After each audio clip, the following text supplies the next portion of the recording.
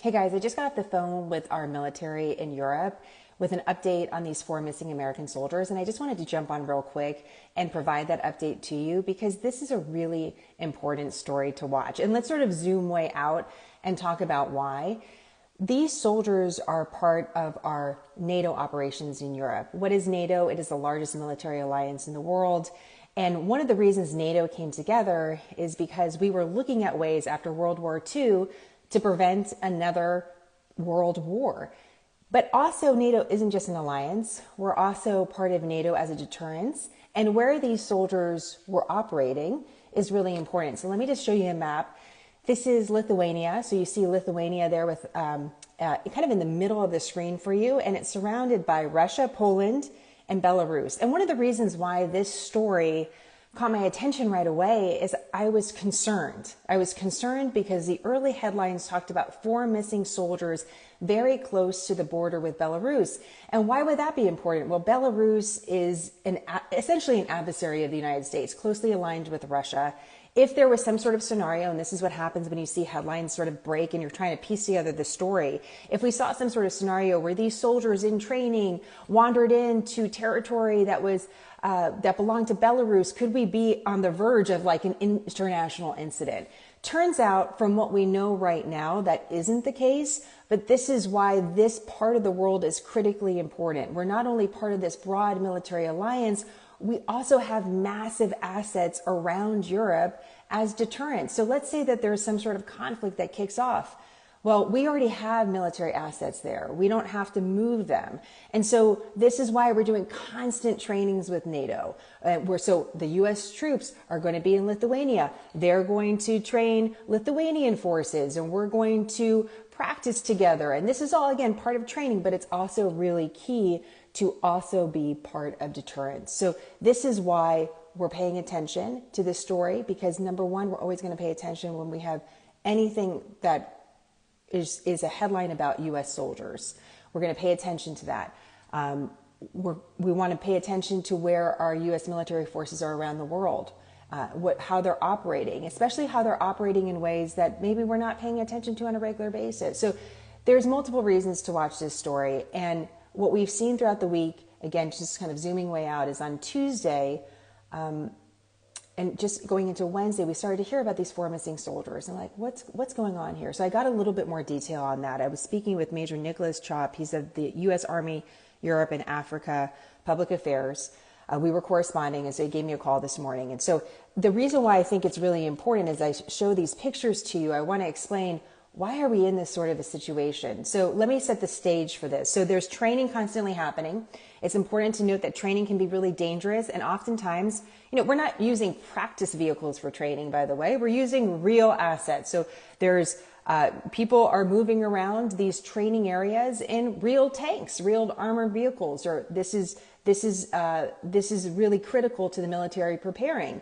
And so what happened in the middle of the night on Tuesday was there was something happened in training where a vehicle needed aid, needed help. And so this is why this particular team of 4 soldiers, Army soldiers, were sent out.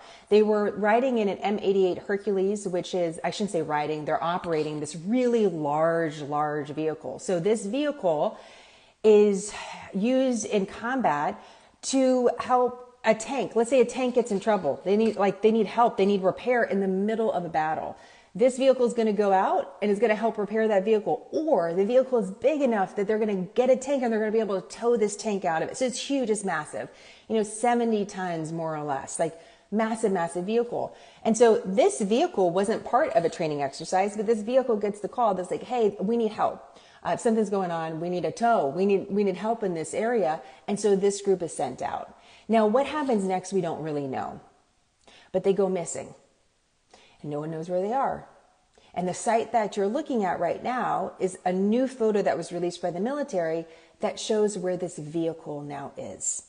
We don't know the particulars of it. We know they were close, 6 miles more or less from this border with Belarus. And we know they were operating in the middle of the night. They weren't doing the training again. They're responding. And they go missing. And the vehicle is found submerged. Now, the area around where we're driving is swampland. You can see it. And although this isn't particularly clear, I asked some more specific questions of like, was this a pond? Was this a river? Was it something that looked like swampland or a puddle that was indeed much deeper? We don't really know all of that. We know that this vehicle, this really heavy vehicle, is submerged underwater, but it's not just any water. It's clay like, I said, is it like quicksand? I'm trying to think about a way to visualize it. This silty, like clay, but thick clay like mixed into water, and the vehicle is submerged in that and is also periodically sinking further down. These are not airtight vehicles. If you drive it into the water, water's going to rush in. And so, although this is difficult to talk about, one scenario that is why we're being very careful with our language, is this a recovery mission? Is this a rescue mission? Is this a search? We do not know where these 4 soldiers are. If they are in the vehicle and the vehicle is submerged underwater, obviously that's the worst case scenario. That is a scenario that has to be entertained here because of the situation that we're looking at. The problem is that the land around this is not stable, and it is incredibly swampy and boggy and dense forest. So the problem is that you need now a huge vehicle or multiple vehicles or assets. You see a crane there to try to lift this vehicle out of this sticky, heavy, clay-like material and pull it out of this suction that basically is sucking it further down. And it's an engineering feat to try to figure out how to do that. And that's why there's all of these assets being sent. Lithuania, Poland, all these places, all of our allies are trying to help here. There's a dive team, a Navy dive team that just arrived on site. In fact, let me see if there's another picture here. I'm going to show it to you because you've got a kind of a close-up. You can see the CB diver looking at this, wondering probably how are we going to operate here? How are we going to help recover this vehicle? And so this is the situation that we're in, where we have ground that's not stable enough to really do this operation safely for others, and trying to figure out how to do that is a major feat.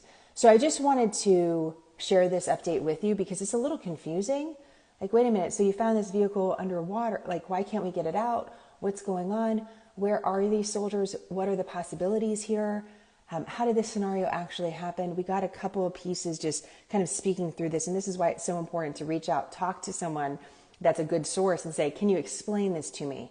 Because our audience cares about this story. And I want to provide more context for them about what possibly happened here. It's a really important reminder that training is happening all the time with the U.S. military. Just because it's not a wartime, and there's a wartime footing, training is happening constantly, and training is extremely dangerous. And the sort of equipment and vehicles that's being used in training can also be very dangerous too. Accidents happen all the time, and unfortunately, people lose their life all the time doing these training exercises. They don't get the same attention as obviously those killed in action, and we want to honor all of them because they are all making the choice to serve. But it's a reminder to those of us who didn't choose to serve in that way, what this is like and the stakes for all of these families. I was having a busy Saturday morning. I was trying to get a workout in, I got the kids running around. No one knows where their uniform is. A call from Germany comes in. I'm like, I got to take this. This is so important. I really wanted to talk to someone that could help explain this and help support Smarter News and obviously deliver this news to you. And in this chaos and my frustration, I'm thinking about these 4 families. We don't know. We don't have identities of these soldiers. We won't know. And until we can fully extract this vehicle and start to put together some puzzle pieces, we don't have the final lines of this chapter of this story. So we're always going to leave a little space because that's appropriate. But think about these 4 families, going into this week, they probably were thinking about like what they were going to do on a Saturday, and how chaotic and hectic and frustrating maybe a Saturday can be when you have a family. And now their weekend is looking very different. It's looking very different. And we want to remember them as we continue to report on this story. So let me just go over my notes a little bit. I grabbed a Post-it. Actually, I like using Post-it notes sometimes with with some of my reporting. It helps me separate things out. Learned a few things that I'm going to obviously reserve for later. Sometimes you get information on background, which is what I'm providing you now. Sometimes you get information that's off the record. That means totally off the record, means you're not going to mention it. And it's really important to make sure you're clear on that.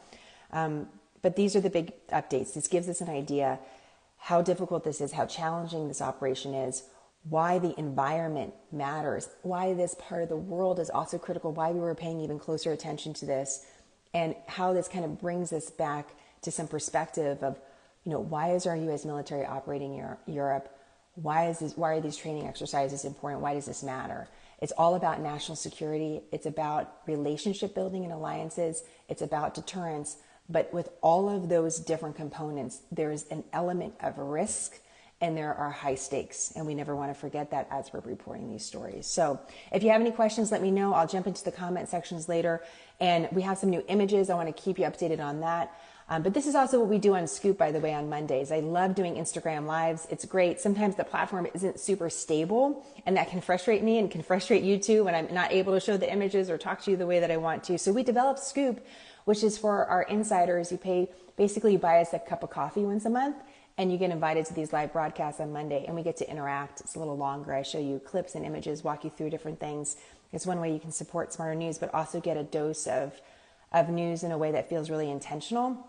That gives us a little break from social media, which is we love social media, but also it can be frustrating sometimes. So if you like what we're doing here, just know we're doing it every Monday, and there's information in our bio for that too if you want to check it out. But thank you for your support of Quick, Concise, Nonpartisan News. Thank you for caring about this story.